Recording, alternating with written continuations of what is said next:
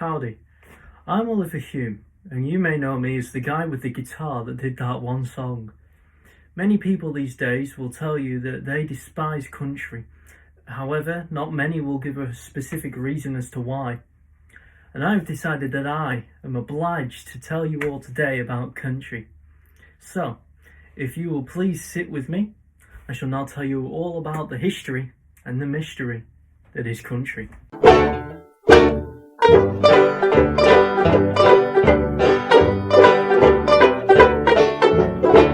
Now, to talk about country, we must first take a dive deep into the history of its fathering genres, those being Appalachian folk and blues. Thanks, Jerry.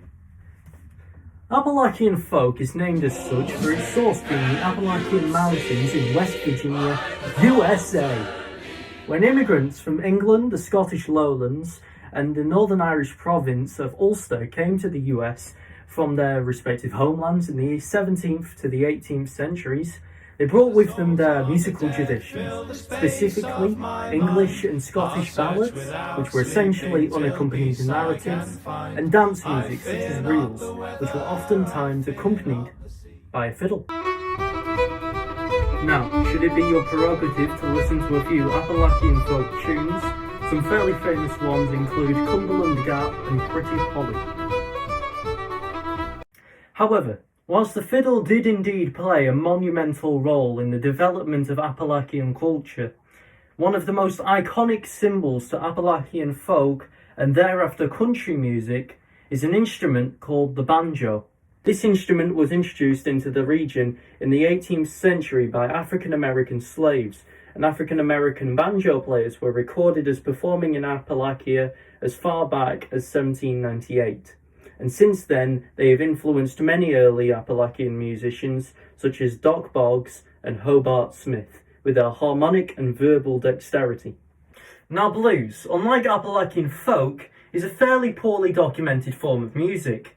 This iconic genre found its beginnings after the American Civil War, with its earliest references dating back to around the late 19th to the early 20th centuries. Blues in its infancy was heavily influenced by work songs, field hollers, church music, and the folk and popular music of the white population, and was derived from and largely played by the southern African American men, most of whom coming from the milieu of agricultural workers. In 1912, the African American bandleader W.C. Handy's composition Memphis Blues was published, and it quickly became very popular and can even be called the Kickstarter for the widespread love for blues in America and thereafter the world. As a genre, blues is often associated with instruments such as the saxophone, the acoustic and electric guitar, the Dixieland drum kit, and the double bass, which was often played pizzicato rather than arco. Along with this, blues songsters would oftentimes incorporate brass into compositions also. However, the overall resounding associative implement in blues has to be the often religious and the hardship-centered lyricism of this culture-defining genre. Now, in the 1920s, these two relatively popular forms of music combined into one curious new genre called hillbilly music.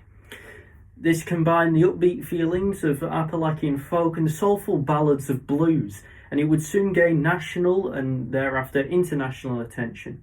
It was most commonly found being played at barn dances.